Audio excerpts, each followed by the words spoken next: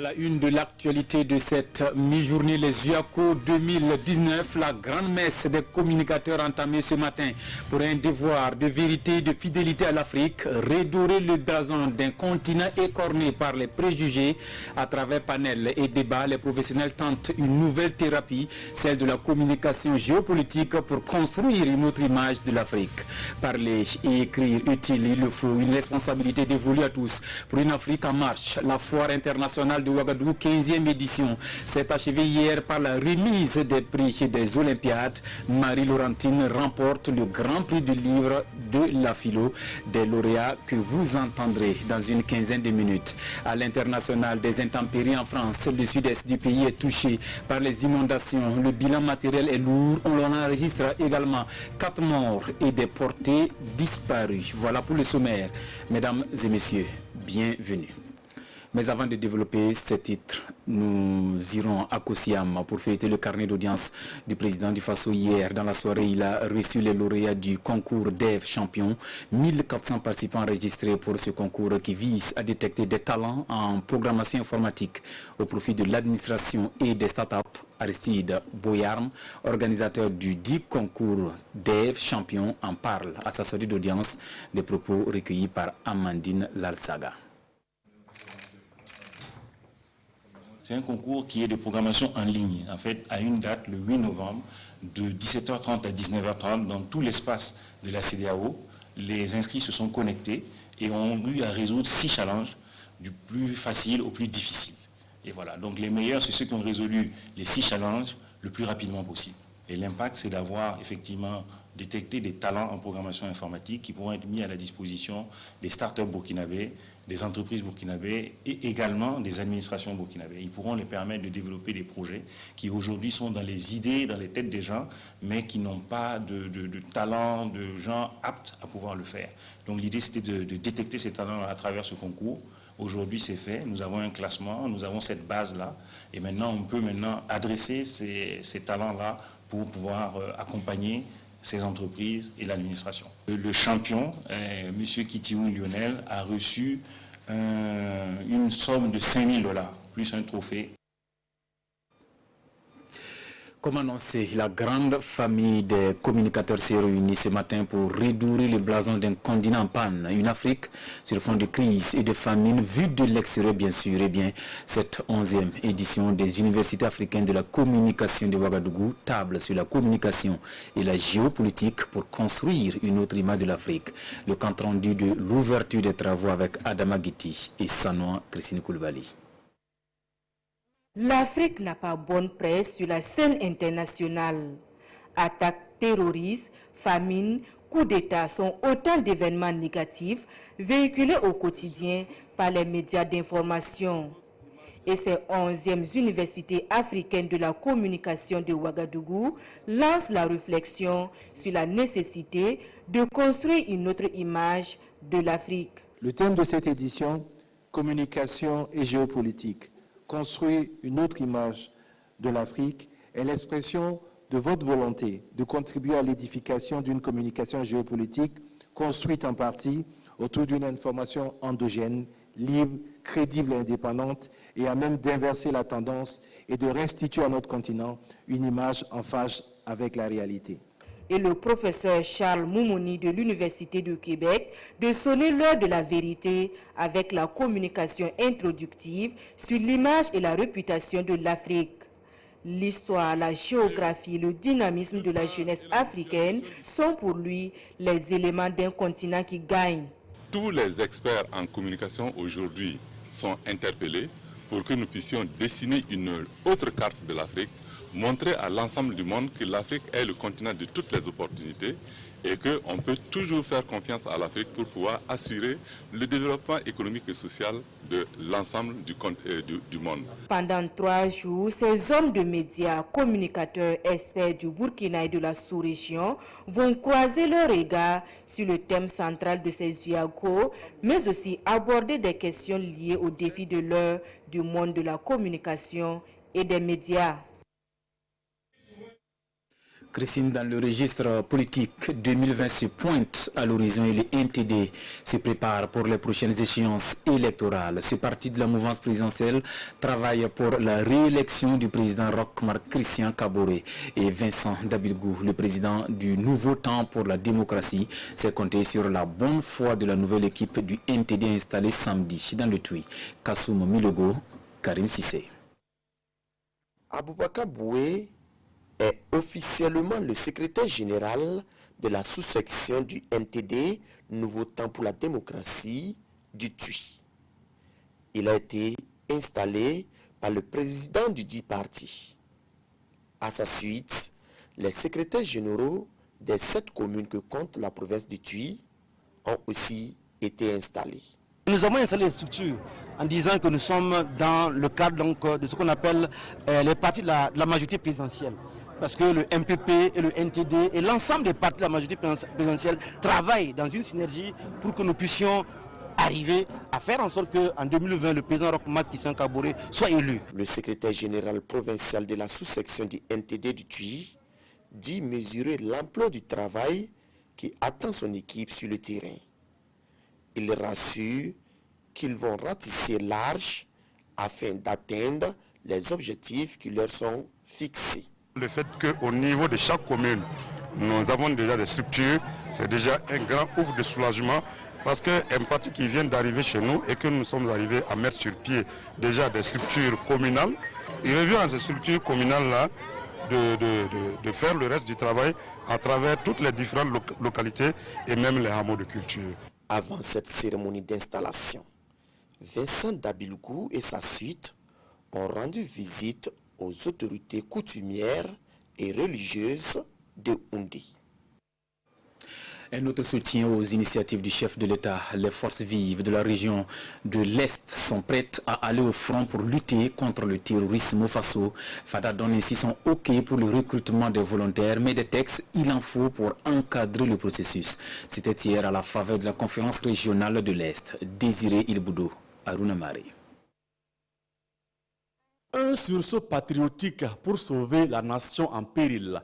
C'est le message de la délégation gouvernementale livrée aux forces vives de la région de l'Est à cette conférence. Un dialogue direct qui se tient suite à l'appel du chef de l'État pour la défense populaire du territoire. Pour les orateurs, la ligne rouge a été franchie par les forces du mal et chaque hameau de culture se doit d'être désormais un bastion imprenable. Nous avons demandé de mettre en place des structures adéquates. Ça dépend de l'appellation. Ça peut être comité villageois de défense. Je pense qu'avec ces structures-là, ça peut quand même être vraiment des acteurs clés, non seulement donner des renseignements, aussi combattre les petits délinquants qui sont dans le village, qui donnent des renseignements, qui font des pièges pour que les FDS auront problème pour intervenir. On a qu'à impliquer beaucoup Korluewo et chaque village, chaque hameau de culture. Ils sont partout, ils se connaissent. Donc je crois que le travail était facile pour eux. Un étranger ne peut pas venir là-bas et puis dormir, puis se lever le matin, partir, qu'il ne cherche pas un étranger rentrer dans un village ou un hameau de culture. Pour le gouvernement, l'heure n'est plus aux querelles de bonnet et l'Union sacrée commande d'éviter de donner un visage ethnique aux communautaires, aux attaques terroristes. Des balises seront bientôt posées afin d'encadrer l'appel du président du Faso au volontariat pour sauver la patrie. Au niveau de l'Est, on a trouvé des populations déterminées, engagées, puisque le mot essentiel que nous retenons ici, c'est que, selon leurs témoignages, d'ailleurs, ils devaient même se mobiliser, sans même qu'il y ait un appel de la part du président du Faso. Donc cet appel du président du Faso vient donc tomber dans des oreilles averties et des populations qui sont aguerries déjà parce qu'ils ont déjà une expérience d'organisation. Ils n'attendent que l'accompagnement du gouvernement. La délégation gouvernementale rassure que les pistes de solutions mises sur la table ne resteront pas dans les tiroirs. Ces propositions seront discutées en haut lieu pour une meilleure sécurisation du territoire national. Autre point de l'actualité, la sortie de l'équipe de la police de l'eau dans la région du centre-est a été fructueuse. 4 unités de production d'eau préemballées de la ville de Tenkodogo épinglées pour non-respect des textes. Elles sont soumises de fermer. Des postes d'eau autonomes ont également été fermés car la qualité de l'eau fournie laisse à désirer. Adama Guiti et Abakar Sagnon, reportage. Visite inopinée de la police de l'eau du centre-est à l'unité de production d'eau préemballée Kausara de Tenkodogo. L'équipe est sur place pour inspecter les conditions d'hygiène et s'assurer que l'unité est en règle vis-à-vis des textes en vigueur. Après vérification, le certificat d'homologation de biodégradabilité des sachets et le protocole d'analyse de l'eau par un laboratoire agréé ne sont pas conformes. Le chef de la police de l'eau procède immédiatement à la saisie du stock de sachets d'emballage et à la suspension des activités de l'unité jusqu'à nouvel ordre. La tournée continue et l'équipe de la police de l'eau s'invite dans les locaux de l'unité de production d'eau préemballée Zeina. Ici, tout semble parfait. Rien à reprocher à l'hygiène et à la propriété des lieux. En plus, tous les documents sont conformes. La police de l'eau du centre-est effectue régulièrement des missions de contrôle pour s'assurer de la qualité de l'eau mise à disposition des consommateurs.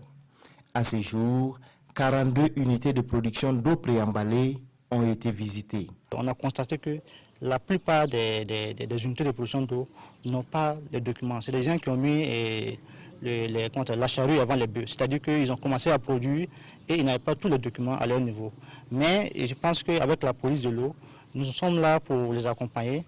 Et dans le cadre de notre action, nos activités, nous avons pu fermer jusqu'à aujourd'hui 4 unités de production d'eau préemballées. Pour qu'ils puissent nous prouver qu'ils ont un protocole d'analyse et un certificat de biodégradabilité. En plus des unités de production d'eau préemballée, la police de l'eau a contrôlé une vingtaine de postes d'eau autonomes.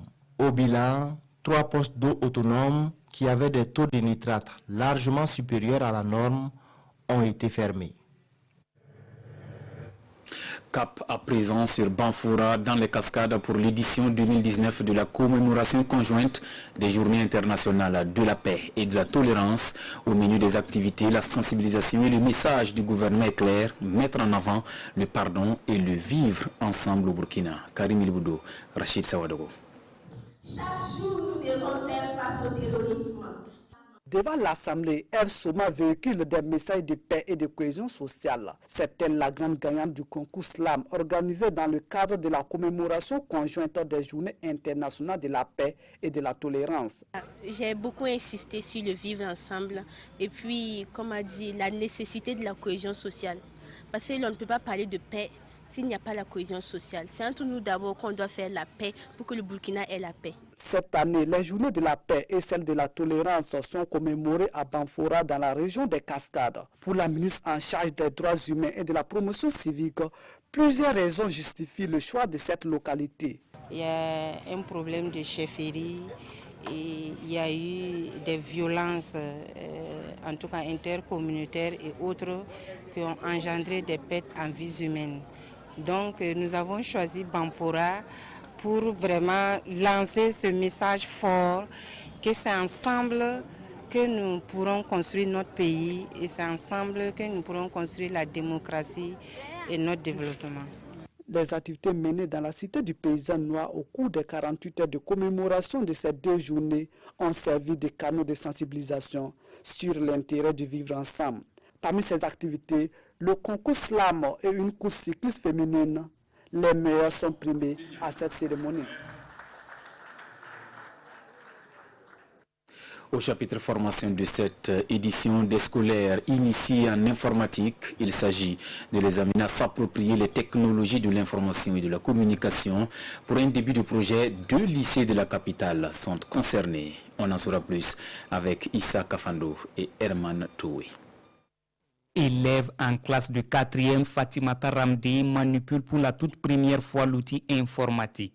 La connaissance de cet outil est pourtant nécessaire, sinon même indispensable, avec l'évolution technologique. Ce besoin sera vite comblé avec le lancement du projet de sensibilisation et de formation à l'outil informatique initié au profit des scolaires et étudiants par African Vision. Ça vient d'une fille de terminale qui est venue chez moi au bureau pour des entretiens. Dans les causeries, il y avait une souris qui était à terre. Je l'avais négocié de prendre la souris là. Elle me demandait cette souris c'est quoi. On a vu que si jusqu'à présent, un élève de terminale qui peut ne pas connaître ce qui veut dire souris, c'est quand même si dangereux. Voilà pourquoi on a préféré pour mettre ces projets en place et essayer d'initier les élèves pour ça. Le lycée Vénégré et le lycée mixte de Gounguin sont les premiers bénéficiaires de ce projet qui va se dérouler en 3 phases. On va d'abord sensibiliser pour parler de sensibilisation, ce qui veut dire l'ordinateur, tous les côtés néfastes et positifs. Après la sensibilisation, on va donner des cours pratiques. Après les cours pratiques, maintenant qu'on va passer à la formation pratique même sur l'outil informatique. Ils avaient besoin de cela, peut-être que c'est parce qu'on n'a pas les moyens. Qu'on ne l'a pas fait, sinon le besoin est là. Vous voyez ceux qui sont là, ils ne savent pas tenir une souris ni toucher un clavier. Alors qu'aujourd'hui, on ne peut pas se passer de l'outil informatique dans toutes les activités de la vie publique. African Vision est une association qui a vu le jour en 2011 avec pour but de lutter contre le VIH-Sida et de combattre la consommation de la drogue. À travers ce projet, elle entend apporter sa contribution à l'édification de la nation.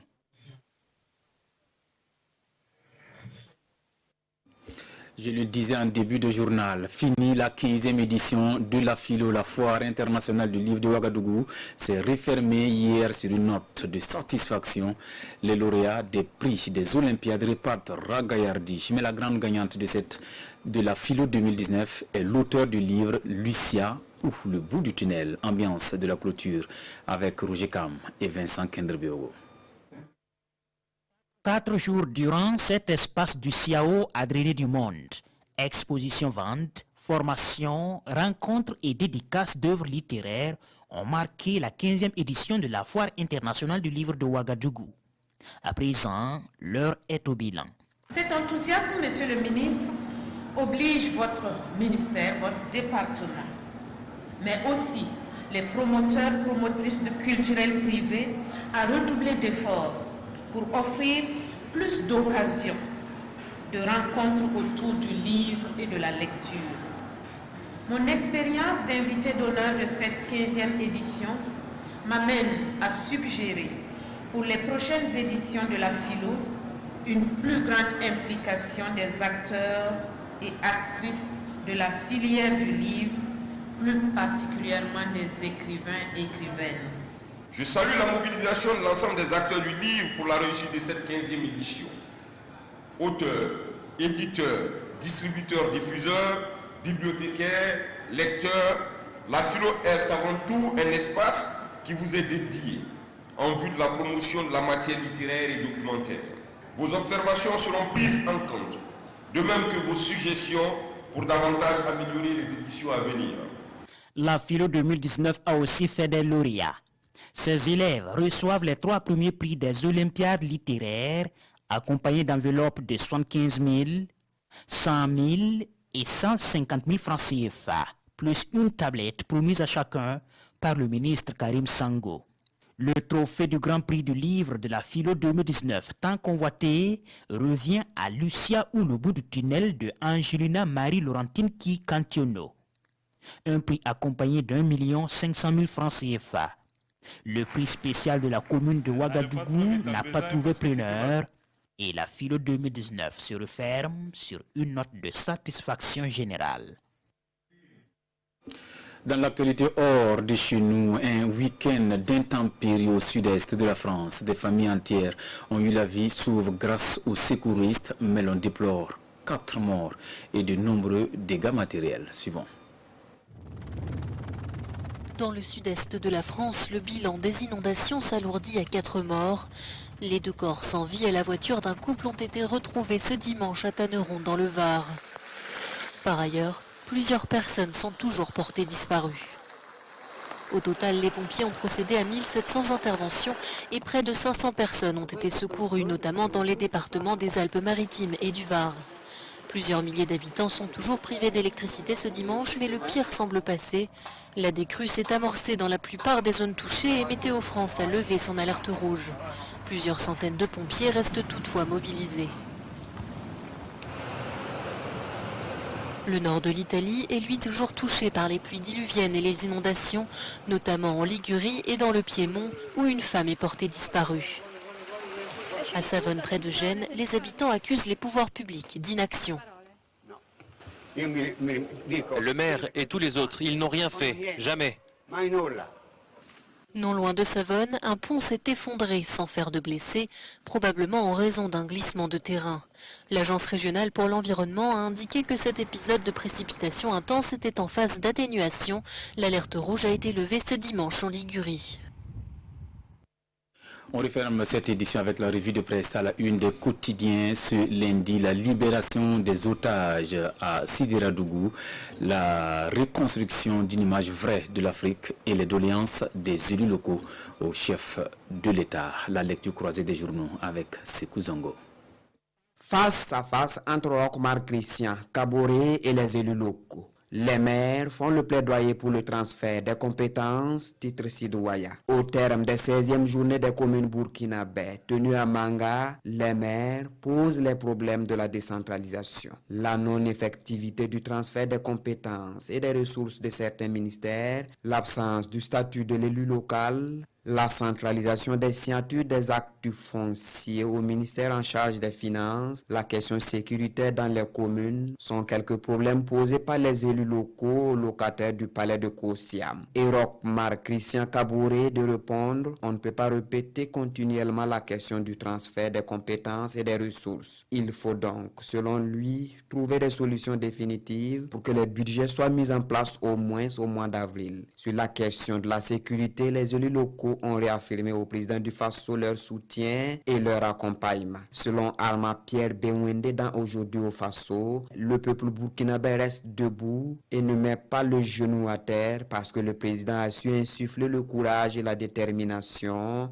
dont il a besoin pour résister face à l'adversité et la méchanceté. Une autre forme de résistance pourrait être la culture d'une autre image de l'Afrique, se convainc l'éditorialiste du journal de tous les Burkinabés. Les universités africaines de la communication de Ouagadougou, édition 2019, pose les débats à travers son thème « Communication et géopolitique ». Construire une autre image de l'Afrique. Pour forger cette autre image de l'Afrique, il faut une éducation citoyenne à même de fabriquer une élite consciencieuse qui refuserait de courber l'échine, écrit l'éditorialiste de Sidouaya. Les 4 otages des cascades libres affiche l'observateur Palga à sa une. Mais une libération qui laisse plusieurs interrogations. Qui sont les ravisseurs? Où étaient détenus les otages? Des questions qui ne semblent pas être la préoccupation actuelle pour le gouvernement. Selon René Bagoro, ministre de la Justice, l'essentiel est que les 4 personnes ont été libérées. Pour le reste, la justice mènera ses enquêtes.